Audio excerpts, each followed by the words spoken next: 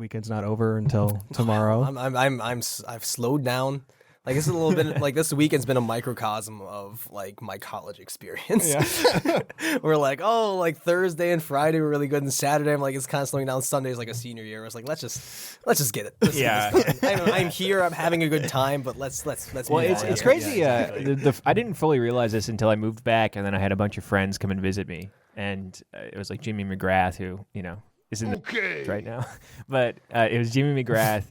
Tim Filelli and Sammy Roberts, and we all went to Pub and Grub, and it was like we regressed, like we were freshmen again. You just instantly are just drinking more than you should, and like making insane jokes, and it's kind of funny. Homecoming does that to people. Oh yeah, which makes sense because you always hear every year about some 45, 50-year-old person embarrassing themselves. Well, I mean, so Silas, he's in a frat now. Yeah. In the ATL. For those that don't know. And that's what happens every time, homecoming rolls around or parents' weekend. He's got all these 40 to 50-year-old guys that roll up and are like, back in my day, and say things like, we would used to run naked through the quad just to get high, just for the thrill of it. Just to get high. Yes. You actually cannot get high. We could run naked up the hill. We could afford those fancy designer drugs you guys do. So we'd run around just to get high. Yeah. So I just don't want to be that guy someday. Right. Like, I don't want to, if I do come back and I'm in that age demographic, I want to be a solid dude that's not going to make a fool of himself. That being said, my track record's pretty rough, so we'll see. I'm not too optimistic. I do think it's kind of funny. When's the last time you asked yourself? What are you talking about? On Friday, I said some things I should not have said. Did you insult someone's mother? Like, I don't know. Let's just say that I said some jokes about Brad that were a little far. I apologize in the moment, but hey, again, you regress in those moments. Right? Boy, I hope he's okay. Yeah. Yeah, he's more than okay. Yeah, he's a very sensitive boy. We all know this. That's right. True. He's just a sensitive guy looking for love. He's just a sensitive guy looking for love. That's what it's about. Catholic match. Yeah. Oh. Catholic. Is that a thing? Yeah, 100%. Yeah. Relatively high. Is it like farmers only, but like weird? No, it's because the Catholic match one's the weird one out of those two. Yeah. Sorry, but like disclaimer, I'm very Catholic now. I would maybe in another life I'd be on this app. Yeah, that's true, but no, you're good. You don't have to worry about it. No, it's really funny. I don't know. The funny thing about it is that, like any sort of self-selecting dating app kind of brings the most extreme of the individual into the zone, right? Because, say if like you're a Jewish person and you're saying, I want to find someone to marry, or I want to find somebody to date. If your first thought is I need to go to JDate and date just Jewish women, then there's a good chance that like your Judaism is very important to you, and that's sort of the center of your world. Same thing goes for like Catholic match or farmers only. You pick like the worst example. If you're Jewish, you want to get married, you talk to your mom and she will matchmake that like on the spot. Like that's true. I saw Fiddler on the Roof. I know it's easy, dude. If you're Jewish and you're not married, you're not looking at the right places. Right? I saw the Amazon, the Marvelous Miss Maisel. It's the same deal. That's true. There you go. Yeah. Was that any good? Marvelous Miss Maisel? Yeah. I adored that show. Yeah, my wife really likes it. Yeah. I no really longer do. Has it fallen apart as time gone on? I watched seasons 1 and 2 and like they're incredible. And season 3 is also very good. Season 4, I watched like 4 episodes and like just couldn't get into it. And like the reason being is because I think I speak for a lot of people. They don't really want to be preached at when they're like consuming media. Yeah. And like I think like Marvelous Maisel like walked that line so perfectly. First of all, it's set in the 50s, so like everything is, like it's very very warranted criticism of everything. And she's like a great character, and because she's like this privileged like Jewish lady whose family have like buckets of money, like her navigating the scenario, she's going at it. You can hear her licking in the mic right now. That's fantastic. No, but like her doing this, all these decisions, she can't just like brazenly go trailblaze. Yeah. Everything is like has a lot of consequences. Every time she gets off the reservation, like she gets shut down for a season because she married this other female comic. You can't do that, even though she's like a terrible person. And then the later seasons, particularly in season 4, I've noticed that she's just Breaking Bad a lot, and nothing is really happening. It's completely. When was the episode you realized that Miss Maisel was evil, dude? He was the bad guy. It's not. He was the bad guy. It's just frustrating. I thought it was really really cool how like actions have consequences, and in this world, this living breathing world that they've created, there's these rules that must be followed. If you break them, it hurts you. Well, not only like the social pressures of the era, but also the social pressures of comedy, which have a lot of unspoken, strong rules, right? Yeah. You can't just go around burying people. You can't go around. She got banned from every club in New York, and she couldn't work and she got a wonderful break with a guy. Yeah, that was great. But now I think like I said, I only watched 3 episodes in the new season. And the first thing is I'm not going to do anything except what I want to do. I'm like, you're smarter than this. Where's the character I knew for 3 seasons? It feels like a regression of the character. Yeah. Interesting. Huh. Yeah. I've watched over my headphones and my phone a couple episodes of that show. It was happening in the same room. So for our dynamic background, right, it changes shots periodically. Wow. Right? So we're gonna. It's an evolution. I feel like I'm death rolling right now. I will say this much. This is actually from retail. This is from post Cataclysm update because you're able to use flying mounts in the overworld. Yeah, okay. It's a little piece of nerd fiction. There you go. Yeah. For those of you that care. Yeah. For those of you who are watching, it's some footage from WoW Ironforge, Dwarven Capital. Yes. Very important stuff. Very important stuff. Speaking of very important stuff, what about very important people like our guest today, John Szczotka? Yes. Welcome to the crew. How's it going? It's going well. Yeah, Yeah. I think all of us are a little knackered. It's a long weekend. Yes. We're recording this over homecoming weekend, so as you can imagine, a lot of late nights, a lot of good times. Mm-hmm. But make any mistakes? Anything you want to air out over? Oh man, that's a heavy question. Did I make any mistakes? No. No. All right. Well, let's widen it out. How about just in life in general? Yeah. You've done something irreparable lately. I don't know, some sort of dark secret that only you and one other person know that you can't share. How often do you meditate about the people you've irreparably harmed? That's a great intro, by the way, guys. Thank you for starting this way. This very special episode of Monomaniacs. A very special episode. I actually was thinking about something like this yesterday. Yes. So, I don't know, very often, especially when I can't sleep. No, absolutely. When you're sitting there, you're thinking about all the times that you said something embarrassing in front of your class or whatever, but then also you start thinking man, I really screwed that person up. I feel really bad about it. I agree, but it's the embarrassing stuff. The nature of it though is that we're trying to get to the bottom of your specific story, so you have to tell it to our audience. So, when was the last time you irreparably damaged somebody or something? I don't know. It's been a minute. That's good. That's a wonderful thing to say. Yeah. I can look you in the eye, both of your identical eyes. Yeah. You guys might not be perfectly identical, but within the eyes, I can look at both of them. Yeah, and say our souls are identical because those eyes are windows to them.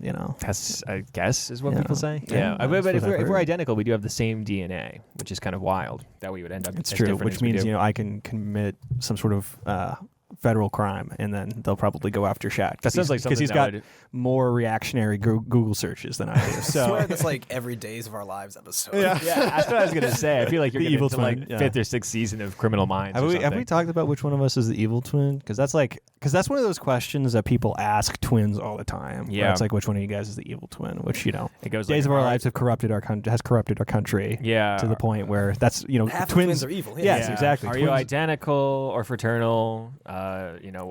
Is there a third one? If you're fraternal, you don't really count. Yes, and then there's, of course, which one is the evil twin? And then when you're like 5, you say, it's me. I think it's a ridiculous question. It's Shad. Yeah, 100%. It's not a question whatsoever. It's no contest. I'm 100% the evil twin, and I think I give that.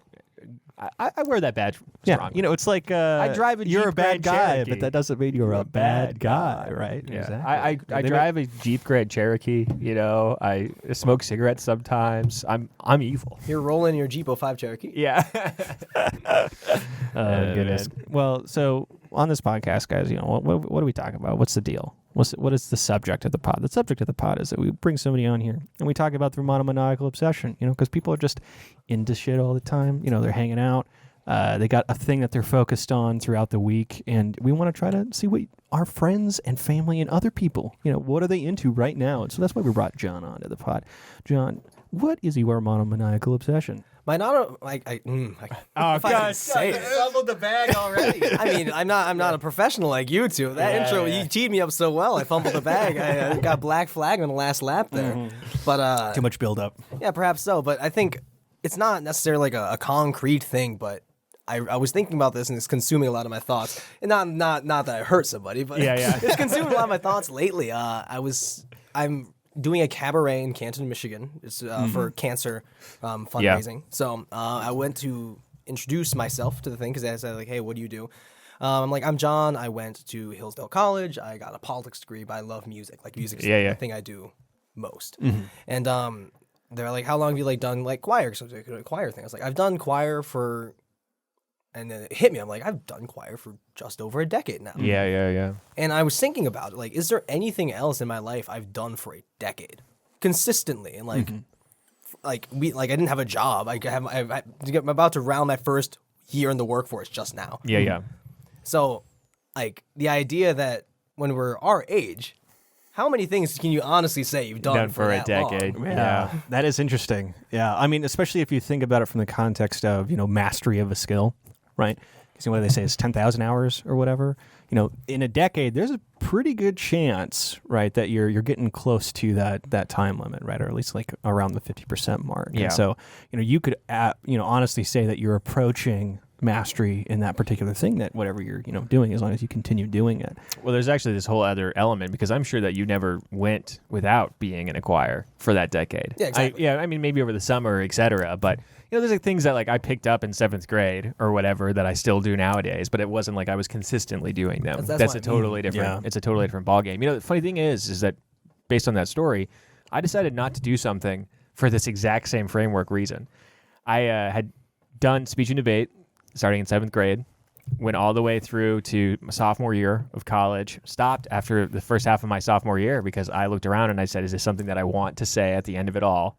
I spent a decade of my life doing this. And That's I said, nope, this is not something that I want to say that I spent a decade of my life doing. So, it might sound arbitrary, but the second that you said that specific framework, I thought to myself, wow, I literally made a huge life decision, something that changed the way that I did absolutely everything. Like I probably wouldn't have played as much music. I probably wouldn't have been Phi Mu Alpha president. I probably wouldn't have done a lot of stuff if I had continued to do that. And it all just boiled down to, I don't want to do this for a decade. So, and I think the next step of this that I came to was that if I've been doing choir or doing music, specifically choir for this example, for a decade, and I've only been working now for doing my job for a year.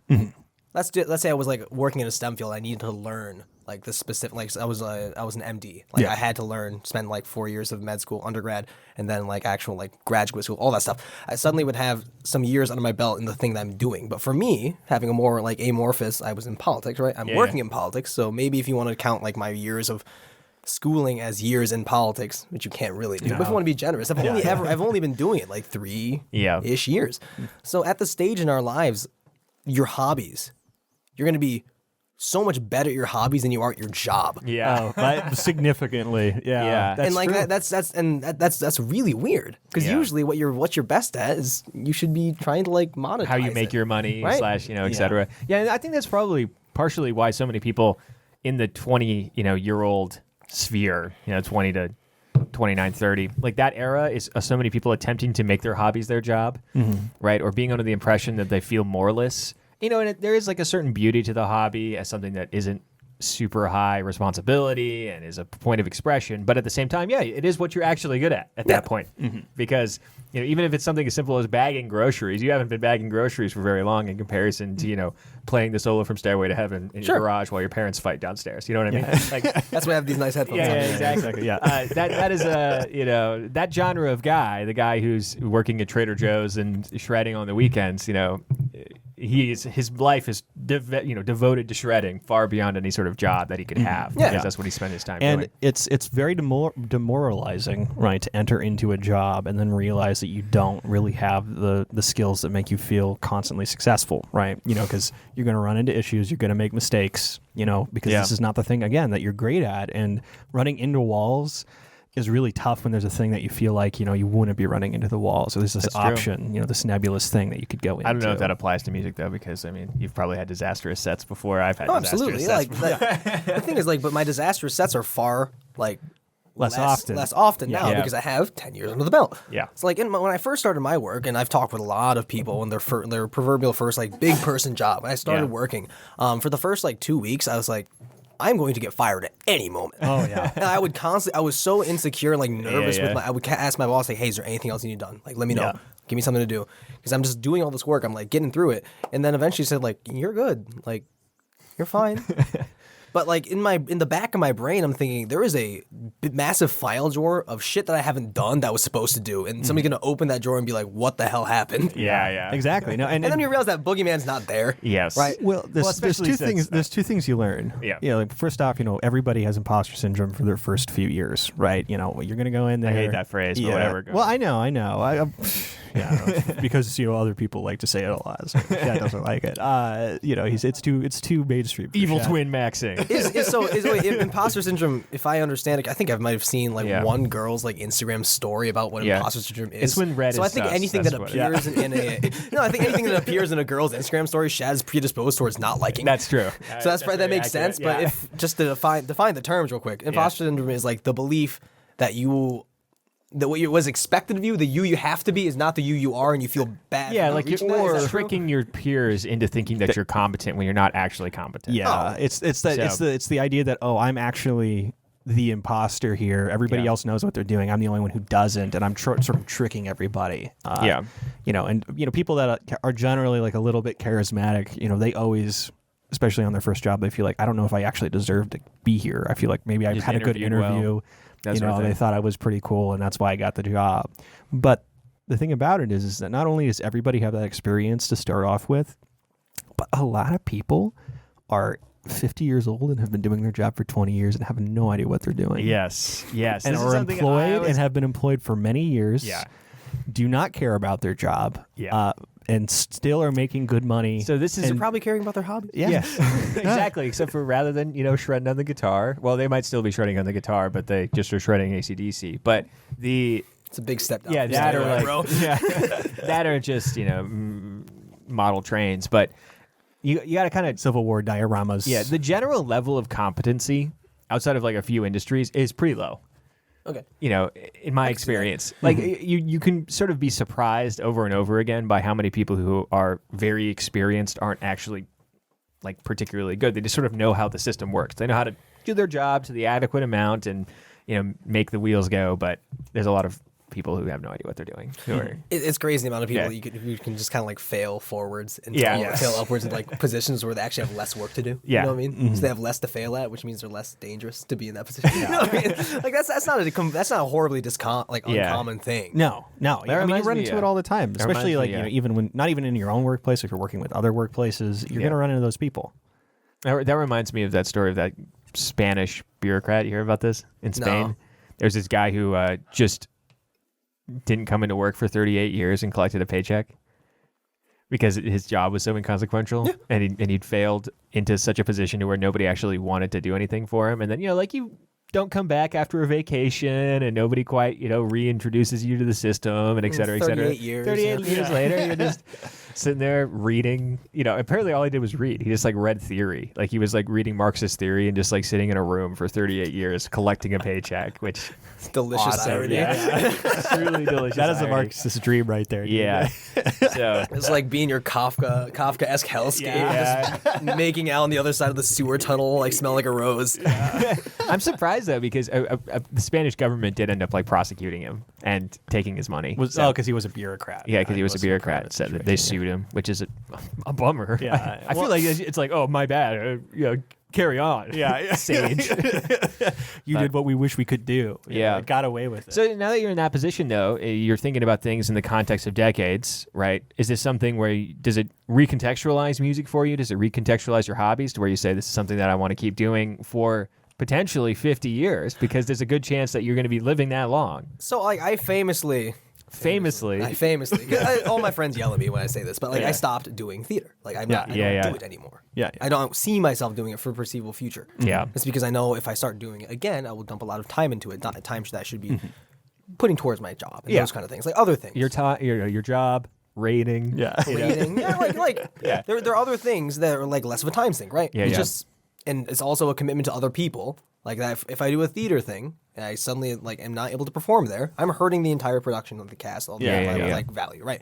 So there are far less dangerous places to shove your head when you have like some extra time, right? Mm-hmm. So all in all, with the music thing, what I do for music right now, like every once in a while, I'll get some friends together, we'll like strum a guitar or something. Mm-hmm. Or right now, I'm working as a section leader over at my church. Yeah. So I'm still doing choir. Like I said, I'm in this benefit concert right now. But just finding ways like you can have an outlet for it. But at the end of the day, like I made my peace with not doing music as a career back in high school. Like which is good. A lot of people don't, do it is interesting. Like I have all my friends, like, and this isn't saying nothing bad about them, but they're all saying like, we had a wonderful, wonderful choir director in high school, one of my favorite teachers ever. And everybody in class wanted to just do what she did. Everyone wanted to be a choral director. Everybody wanted to go to and there's a few people who did it. A liberal arts school, get a music degree, and then make $35,000 a year teaching music to like kindergartners for the rest of your life. Yeah, but you're not. But like, if your goal was to teach like high school, you're still gonna have to do like, a ton. Yeah, a ton. It's gonna be a lot, but that's what they wanted to do. And I looked at myself as like, I want to still fulfill like my Gen Z desire to be like a force and like elicit change in the world. Yeah, that doesn't. You can't really kick that. So I acquiesced on that, but I also want to like make money. If I could be like a rock star with a great message, I could do that in these years. But also, that's not. You can't raise a family on the road. Like it's not. You can't do that. I love Performers don't have families. Rock star with a great message, because more often than not, it's just like be yourself, love other people. Imposter syndrome is bad. Bad. Yeah, good. Rock on. Dude, Imposter Syndrome, that's a pretty good band name, though. It's probably already a band name. It's funny, actually. I was look it up as you were talking about, not being a famous musician. I did a quick catalog and thought to myself, there's a lot of people who've been on Monomaniacs. Now you among them, who have music that's on Spotify. Now, it's not under your name, of course. This is, you worked with some friends of ours under Rourke Michael, which of course, and you did a great job on that. Josh has got some info. Oh, there's a couple bands, but they only have like 300 Facebook followers, so okay, it's up for grabs. It's up for grabs. It's up for grabs. Yeah. I think I'm about to steal.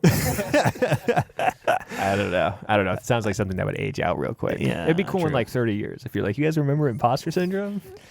But I do. But the Rourke Michael stuff is another great thing. Like my senior year of Hillsdale, we released our second LP. Yeah. And we spent a lot of work. But now that we're all living in different places, like Carson's in DC, Jake's up in Frankenmuth, Ryan's in Detroit, I'm in Canton right now. Where it's difficult to get together and make these things. We're still working on projects in a remote setting. Yeah. So we're doing these things, but it's a bit harder and it's going to take a bit longer. Yeah. But I think it's a great outlet. I don't know. I spend more time now, like trying to find ways to contribute to doing Rourke Michael things because I like to do it. Yeah. Mm-hmm. Yeah. It's a wonderful thing if you can make what you're like. If you have like there's a big. Somebody described it to me this one time, but you have a triangle of like what makes you money, what you're good at, and what you like to do. Yeah. It's a great thing when you hit all three of those things. Yeah. Very often you get one. Yeah. If you get two, you're a lucky guy. But like three is a unicorn. Yeah. There's a weird congruency in my life right now where I edit audio for a living. And I sit in front of a computer. I stare at green lines in Adobe Audition. And that's just what I do. I'm very good at it. I'm very quick. It makes me money.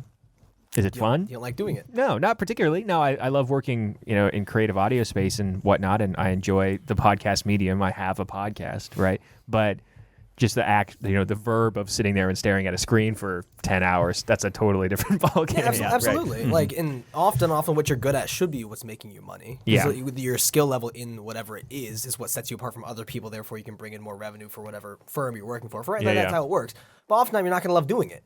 Like doing those two things, even if it starts with having all three somehow, you're going to grow to hate it because you don't like because that's what because you've got the additional pressure of it being your financial, crutch, right? So if you eventually you're going to run into a situation where sometimes you have to do it, right? You're not doing it because you want to. You do it because you have to, because if you don't, you're not going to have any money. Well, this is the classic question of the sophomore slump record, right? Because part of what makes the first record for a band more often than not very good is that they've been touring with the material for like 10 years or something. Great example. Cracked rear window or rear view mirror, cracked rear view mirror, Hootie and the Blowfish, sold like 25 million copies. It was the biggest, there was a Friends episode about it. It's the biggest record in America, etc. Then, because they're a bar band and they've been touring for 12 years, right? And, I'm not saying this to say that Hootie and the Blowfish are a good band, because they're not, but they... Wow. Come on. Well, you like Darius Rucker's voice. Darius Rucker's is catching strays on the Monomaniacs. Yeah, I was about to say, I was like, Yeah. dude, you didn't need to light up Hootie and the Blowfish for no reason, dude. We're not going to get more listeners off of that. Well, they're not a particularly good band, and the reason you know that is because their sophomore album was them actually having to kind of like come up with ideas. Because they'd been refining stuff on the road for forever, and then they show up and they're like, okay, time for us to put out a real record. And then they put out a real record, and it sold terribly and fell apart. I think very often, like if you even within the music like medium, often like the second album out of an artist is better than the first. Yeah, I think like the juniors, like if you look at like films and stuff, very often the first two movies, people argue that the second movie is better than the first, but the third is terrible. Yeah. Like that's when you're really just trying to like stretch a double into a triple, right? That's what you're trying to do. Well, I think in that particular context, it depends on what the production schedule was like, and like whether or not a band figured stuff out on their first record, or it was them releasing stuff they'd already figured out for like the last few years, right? Like a good example would be like Slint with like Spiderland's their best record, but that's their sophomore record because that's the one they really put the time and effort into. I don't know.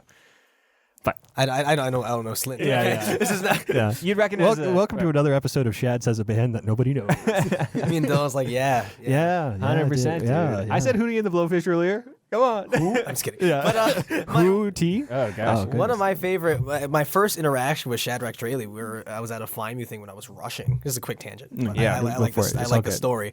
I got sat across Shad on the long tables in Cerritos, and this is before I could drink. So like we're just talking, and Shad gets his Because otherwise we would have just been drinking. Yeah, exactly. Shad, like the waiter comes around with a big frosted mug full of cerveza. Yeah. And Shad's like, "Oh, that looks fantastic." I'm like, "That's a good order." I said, like, that's actually a really good name for a band, like Frosted Mug. He's like, it's actually like a Celtic revivalist band. And like, they're doing a lot of really cool stuff. I'm like, have you heard of it? I'm like, no. That sounds like that doesn't make sense to me. He's like, it doesn't exist.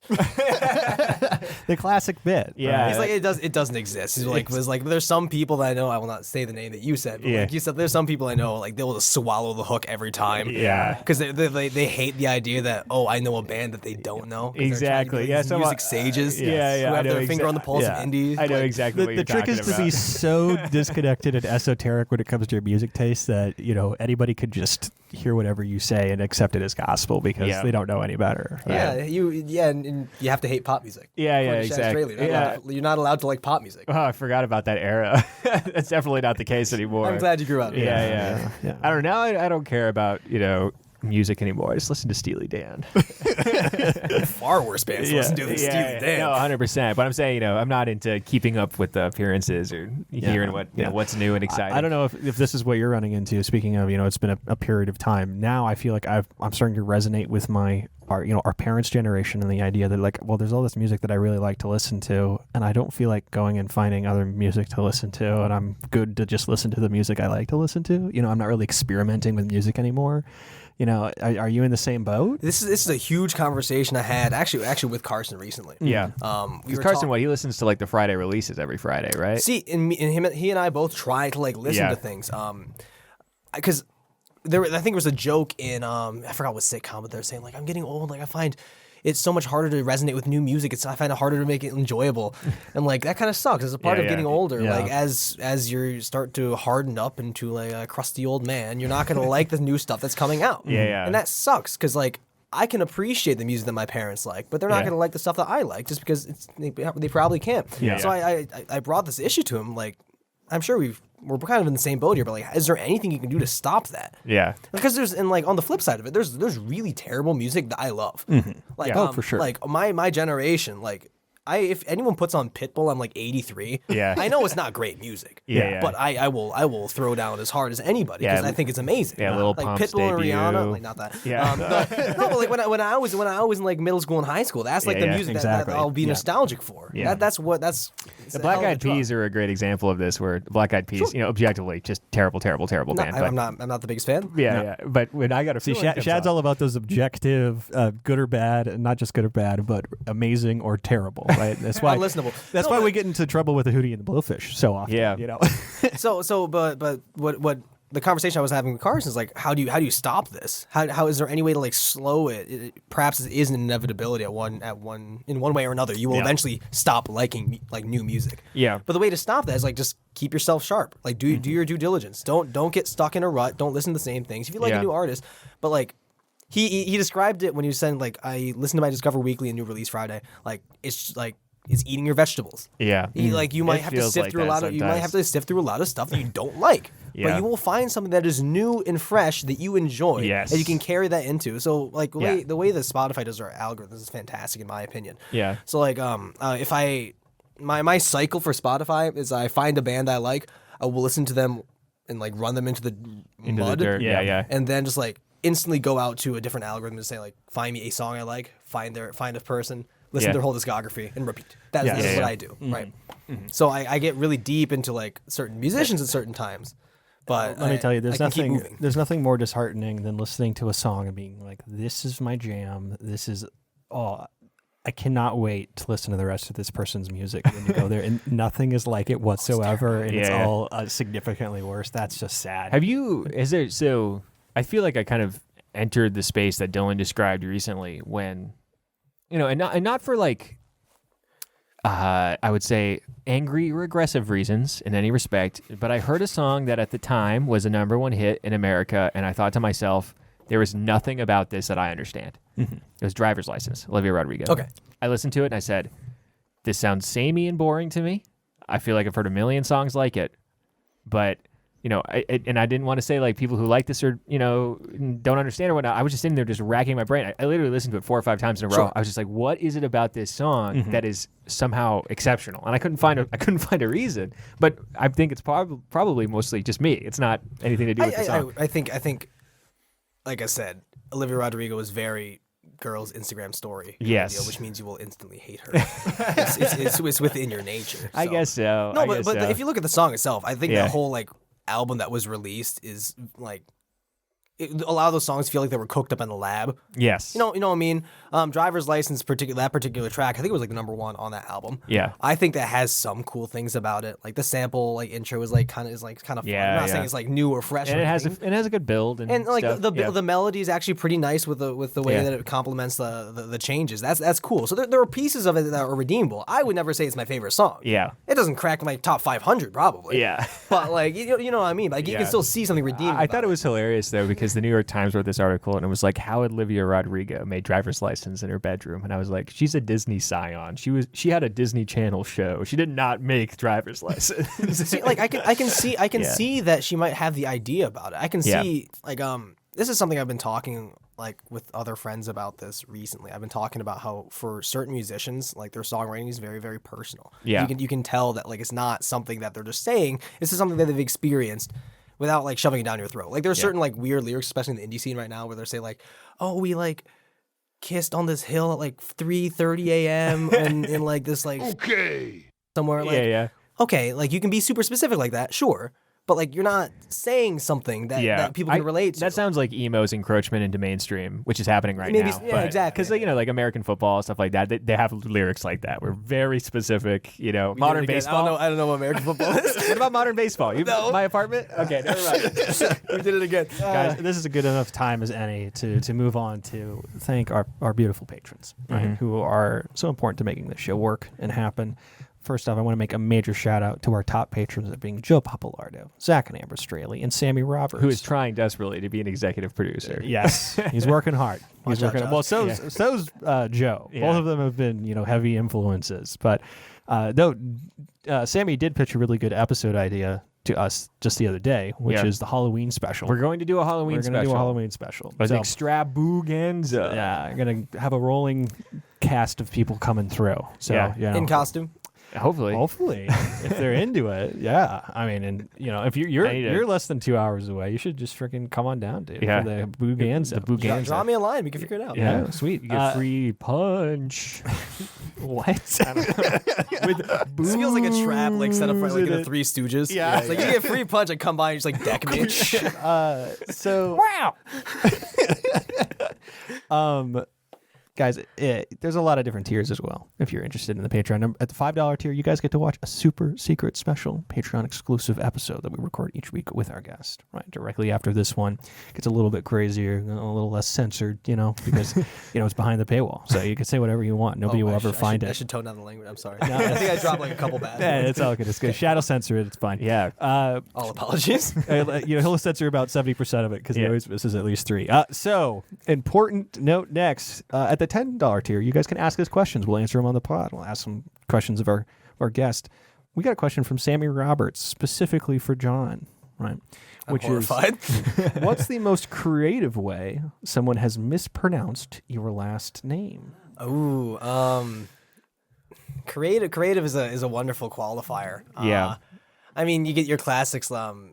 I think it was a CVS pharmacist calling out my mother's name. And she's like, can I get Liani Shazotka?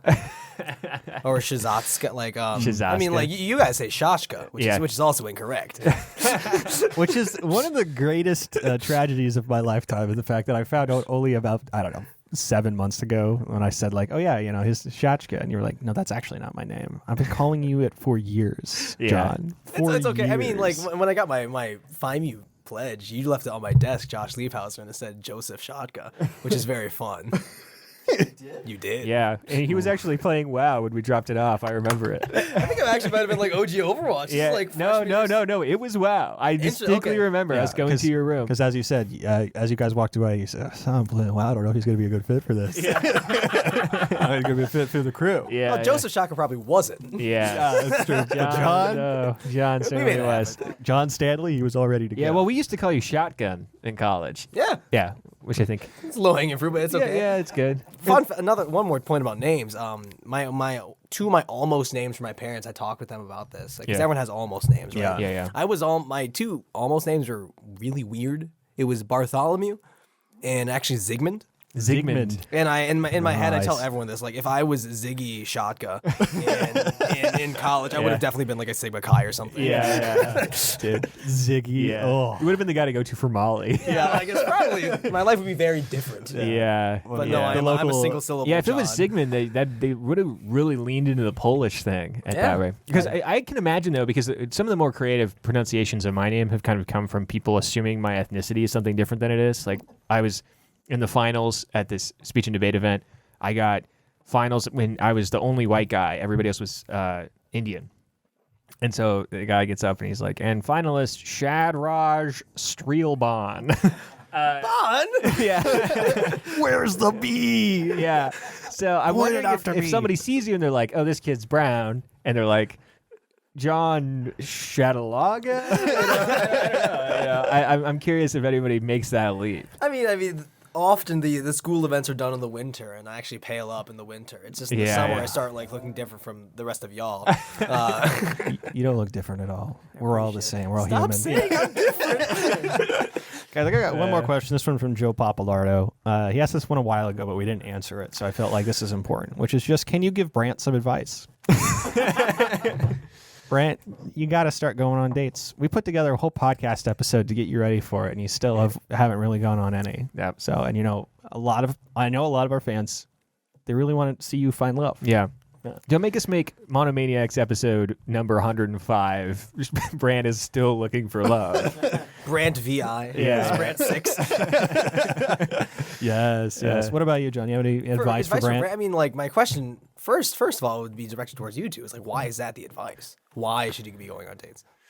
Because the poor man wants to find love, right? But he's not taking any action. Complaining about how he hasn't found love. Okay. And so he's not taking any action whatsoever. It's true. Yeah. Okay. So in order to actualize it, you got to take some action. That's what I'm saying. You have to take some action, but it's just like going on dates, like necessarily the best.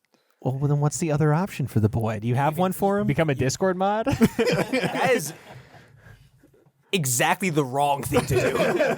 Because that comes with all kinds of stipulations. You're no longer allowed to wear deodorant nor shower. Yeah. So like it'd be a horrible idea with the female. And then you're not with the female, and you're no longer able to talk to one in real life in person anymore, right? Yeah, so then that's going to limit the amount of people he can, Yeah, he can meet.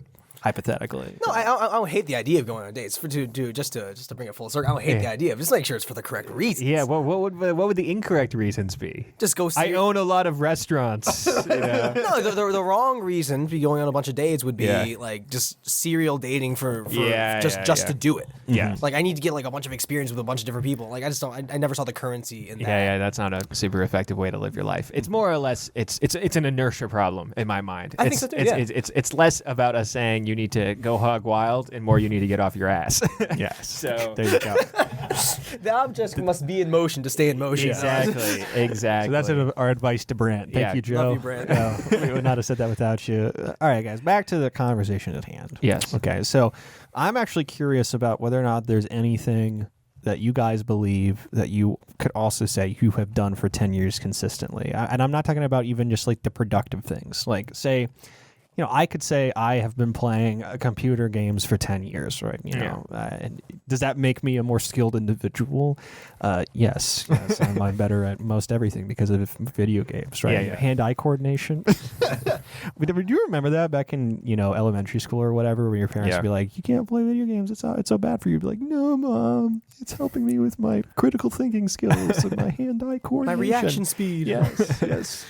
My DPS, dude. My real life DPS. I can type a gay slur faster than you can say one. Man. Yeah, you just type slurs for like 10 minutes a day. It's the Malcolm Gladwell 10,000 hours.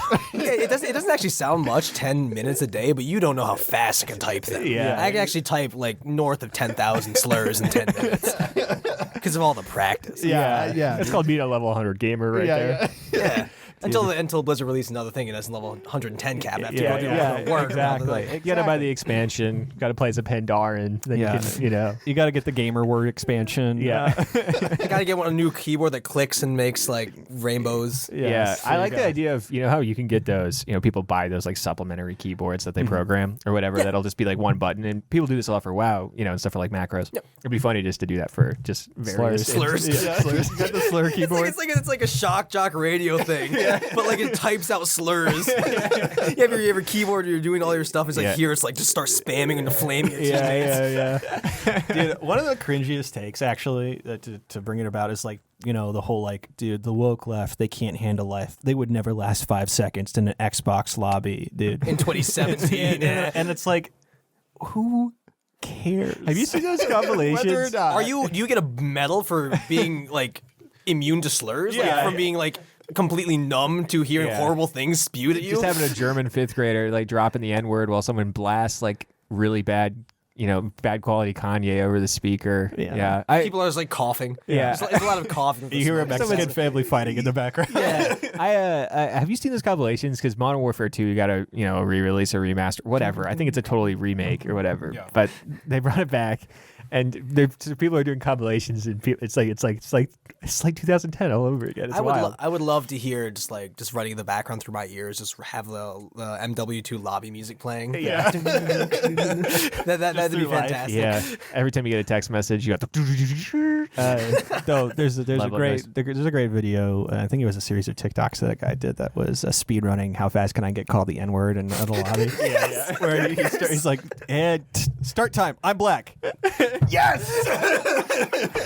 World record. Anyway, yeah. But sorry, that was kind of a tangent there. But again, that's the kind of a. I'm sorry for all those gamers out there. Kind of a useless thing to say. Gamers are catching a lot of strays here, and this is coming from a couple gamers here. Like, they're second-class citizens. I mean, there's nothing to say about that. True. Yeah, but Dylan is trying to be a voice for the marginalized here. Yes. I feel like the most oppressed minority in America is the gamer. When are we going to get a gamer president? That's all I'm going to say. We almost had one. Yeah, that's true. I won't tell you who it was, but we almost had one. We had a president that says gamer words at least once.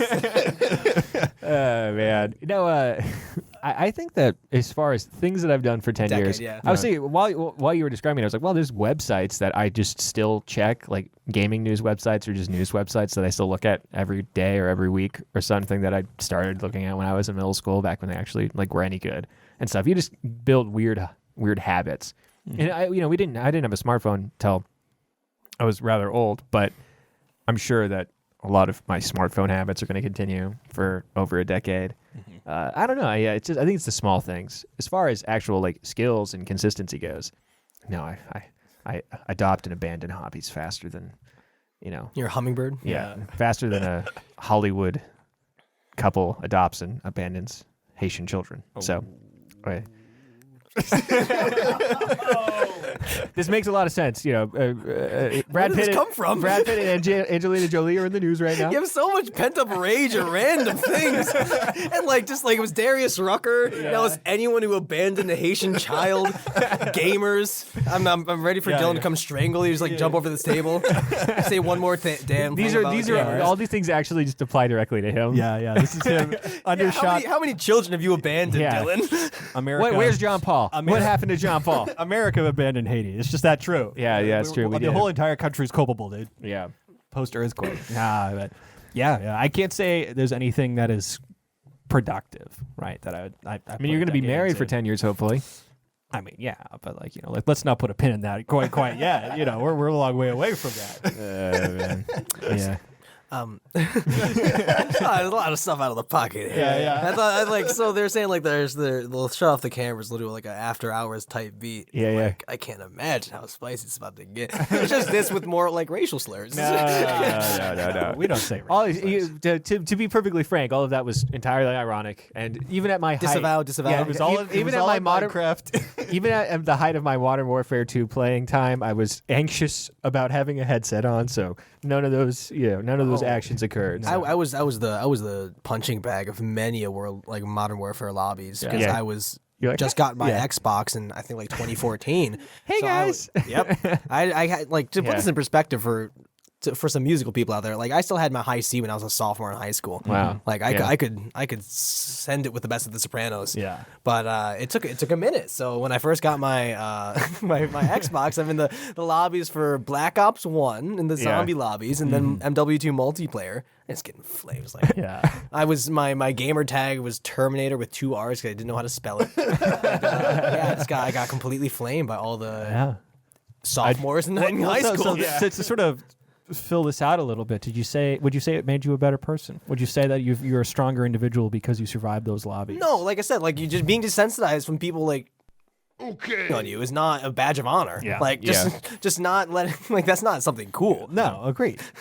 Yeah. They wouldn't last 5 seconds in the Rust lobby after some guy nuked in 2 minutes. Goodness gracious, yeah. But, gamers, man, terrible. I just love the idea of this turning into us hating on gamers. The episode. But for the whole 10-year question, is there anything else that you can do that you can say you've done for 10 years? I think it's literally just music. It's been the through line throughout my entire life, and that's something I'm very, very grateful for. I singing is something that I've really tried my best to hone and take some pride in. So that's why I think it's cool. I was able to say that.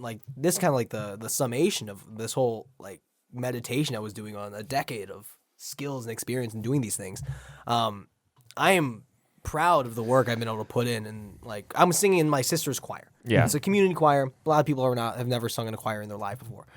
And I notice things I'm doing, not just because I'm a singer, but I notice just habits I have, my pronunciation of words, my vowels, my rhythmic accuracy, my ability to pick up a line. That's all things that if I didn't do this for all of 10 years, I would have to be thinking about. Yeah. At the very least. I could still do them, but I'd have to do conscious effort. I can turn my brain off and be a very, very good choir singer, a chorister. Yeah. But even within the through line of music, what you were saying, you go through hobbies a ton. When I was a kid, singing was always my jam.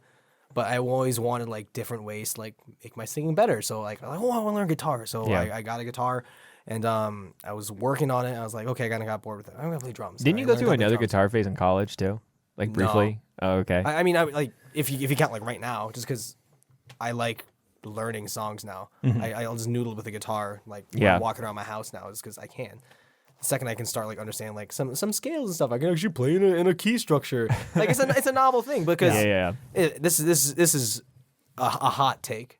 It's not. It's a very lukewarm take. People is gonna come after me for it. Don't flame our guest, dude. Yeah, go out there. I'll flame myself. Flame Hootie and the Blowfish as much as you want, but not this guy. No, but singers are the dumb children of the music world. 100%.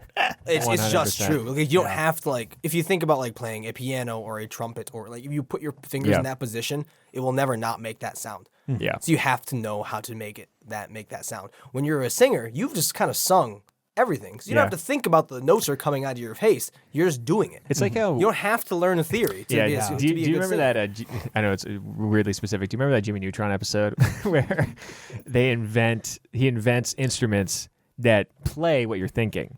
That's cool. And they go up and they like rock out and they're having a great time and stuff. And I feel like being a competent singer is sort of like that, right? So I agree, but when I discovered this, it was when I first came to Hillsdale. Yeah. I because I was inquiring, like, there's a lot of skillfulness you have to do to, like, be a good chorister. I did like a lot of musical theater. Like, I took private voice lessons for, actually, just with high school. I've not taken them anymore, but I took just pushing 10 years of like private voice lessons now. Yeah. Those things are skills you can learn, but after being around like actual musicians, like, it sounds like they're like speaking a different language. I took it upon myself, since like a lot of it was fine me too. I want to be a guy to break the trend of like the dumb singer. Yeah. So I like learned how to fill into a band. So like if anyone's not like, if there's no guitarist or a bassist or a drummer, I have the ability to play those things. I will not be special. I'll even mess up a couple of times. But like it'll be far better than I wasn't there. Yeah. Right. Yeah.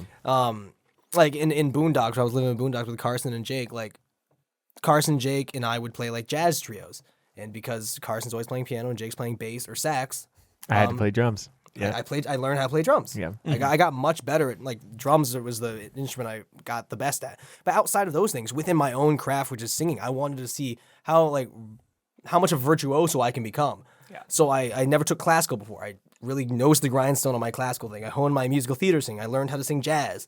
So I want to do all these things and just buck the trend, and also be respectful to accompanists. It's a big pet peeve of mine when I see people disrespecting their bandmates and their accompanists, particularly singers who are very self-centered often. Like, they won't even acknowledge the person playing piano. Like, they're half the performance, bro. Like, you need to... So like a little things, like when you're introducing your piece, and let's say like, hey, this is my accompanist X. Often it was like, this is my accompanist Carson Waits. Like, this is my accompanist Ann Ziegler. Like, these are people I made music with. But like, it's just be a good musician. Be able to play well with us, and hone your craft, and be as versatile and good in as many areas as you can be. That's what like my music journey throughout college was, because I knew I wasn't going to do it post college, or at least not to the same degree. Yeah. I took 6 to 8 music credits per semester, every single semester. I went to Hills. That was the beautiful thing about going to a small liberal arts college, because if you go to a state college, you have to be a major basically to get access to lessons, to get access to practice rooms. I was on scholarship. They were actually able to help me get my education just because I can sing. Like, and it was a wonderful thing for me because I didn't want to do it for a living. Yeah. I never did. Nobody really does. That's a hot take. Every musician wants to be an actor, and every actor wants to be a musician. I think the phrase is every athlete wants to be an actor, and every actor wants to be an athlete. Oh, really? That's why this whole like YouTuber I think that's MMA just like new. boxing thing. I think that's just new. You think that Tom Brady like never wanted to like go be in a Die Hard movie? Well, I think Tom Brady wanted to like show up in a really bad rom-com and be like, "Hi, it's me, Tom Brady." And, Yes. Yes. Every athlete wants to be an actor. That's what I'm saying. I'm sure he's done it once or twice, but no, I'm saying like, yes, Producing a movie. he's producing a movie. Yeah. What's it? What is it? What's it about? It's called Brady. And it's dark, gritty backstory. The man in the arena. I mean, It's like 5 old ladies travel across the country, and he's in it as himself. Oh, okay. Yeah. Is this just like a fantasy about how much old women like him because he's a hot, it's strong, because man? he wants to be an actor. Like he wants to be able to get that same amount of fame and notoriety without having to go running at 6 a.m. Yeah. Like, that's what it is. And then every actor who has this like more or less like cushy lifestyle with shooting schedules and craft services, they want to say like, no, I can be a strong person who can enter an arena of athletic competence and still be good at it. It's when Tom Hardy. They want different strokes. Tom Hardy just won a judo tournament, world champion. Jiu-jitsu. My bad. Excuse me. My bad. Tom Hardy's no joke. Yeah. Jake Paul is a boxer. He's actually a very competent boxer. Very now. competent. Yes. Competent. He's basically like, I grew up as a Disney kid. I did wrestling in high school. Yeah. Like I want to show like I'm not just like former guest Joe Papalardo, executive donator, wrestled in the same league. Was a contemporary wrestler with Paul brothers. That's super. I forgot. Yeah, they're in Ohio. Yeah. That's crazy. So, wow, I didn't know about this. Yeah. So cool. Did they ever wrestle? I don't think he ever wrestled. He never Paul got Brother. to touch Jake Paul. Did he? There are people that would pay. His thousands. crotch was not on his face in the north-south in a scramble. Cringe. Cringe, Dude, you dude. could die after that, man. Yeah, the boxing thing is specifically really interesting to me. How much that's now the thing, and I think it's partially because fighting sports are, it's like fighting games in this respect, where it's mano y mano. Skill versus skill. It's just you and the other person. There are rule structures that kind of facilitate it, but it's not a team effort. It's not anything. It's just you and another person. The strongest person wins. They walk out, right? And so there's a certain attraction to that as far as narrative is concerned, but also, just not like everybody's training to be a boxer. Mm-hmm. No, that's correct. I mean, to put this in, like, to show you my perspective on this, I was a huge combat sports fan. I wrestled in like middle school and high school. Yeah. What weight class? In the best one is when I was in 7th grade. I wrestled at 70 pounds. I was district Could they champ. find someone to wrestle you? I was district champ by default. Yeah. Instant 30 points for Pioneer Middle School. Yeah. And on top of that, but I was always wrestling exhibitions, guys. Yeah. 10 pounds higher. So I got my ass kicked a lot, but I learned a lot. In districts, I actually got a pin over a guy who was like significantly heavier than me. It was really cool for me. Yeah. But and also I grew And up. he would never live it down. I hope not. He shouldn't. Yeah. Another man. I don't know your name if you're out there. Yeah, that's a man whose life you've ruined, as we talked about. And so I did a wrestling thing. I was a young Filipino boy when Manny Pacquiao was at the height of his powers. Yeah. So I grew up like loving boxing. Broke my heart when Timothy Bradley got that disgusting decision over him. Yeah. This is fresh off the Mosley win. But either way. So I love Manny Pacquiao, and then just recently I'm like an MMA like fiend. I consume so much. Everybody MMA is an media. MMA like, fiend I now. think it's so fascinating because it's everything I liked about boxing but better in terms of like the competitive architecture, architecture, and the integrity of it, in my opinion. Also, the personalities are a lot bigger nowadays. Yes, absolutely. Boxing used to have much bigger personalities than it does now. I will say this much: like boxing, they had maybe 1 to 4 stars that sucked all the air out of the room. Yeah. Like there was not really room for anyone to go. Like boxing cards are one fight. Yeah. Like there were people on the undercard. Maybe there was like 10 fights a night. Often not, but maybe there is. Maybe there's an undercard and a main card, and there's 5 fights in each of them. You don't know anybody. You probably don't even know the guy sitting opposite the champ. You know the champ, and that is it. Yeah. They're gonna give him a tomato can to crush. Yeah. So it's very cool when you get to see boxers actually fight people. Yeah. Like the perfect example of this is Anthony Joshua. Right now, he's a British boxer. Yeah. He got floored by Andy Ruiz, a little like meatball guy, right? And then he lost twice to Alexander Usyk.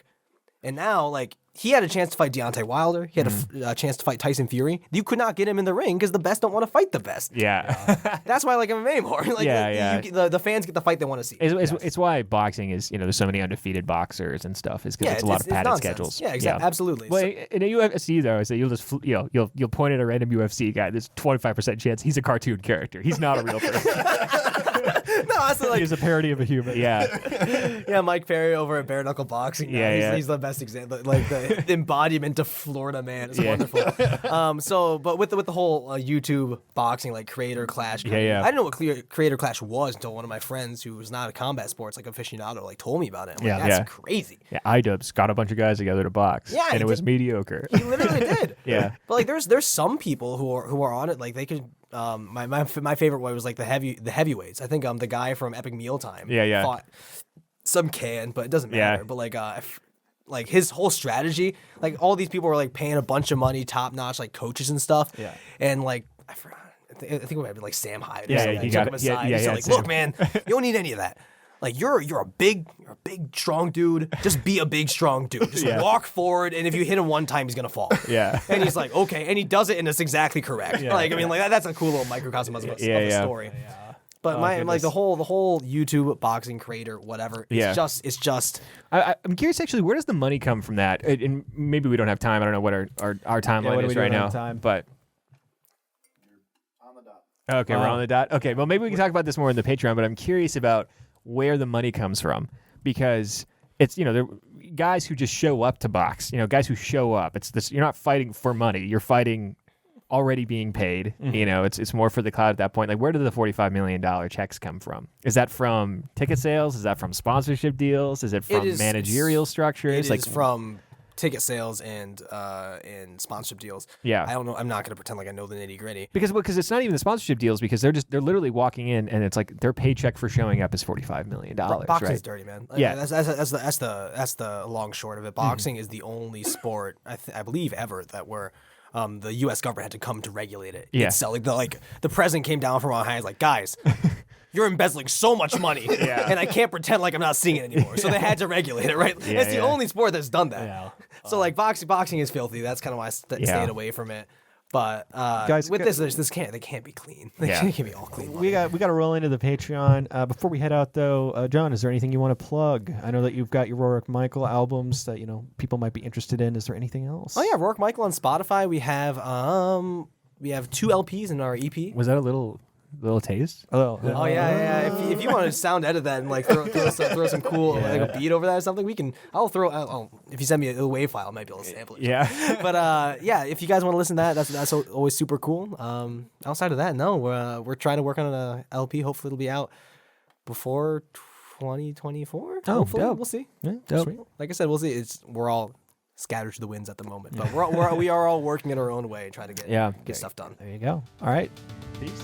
Thanks, guys. Great. That's awesome.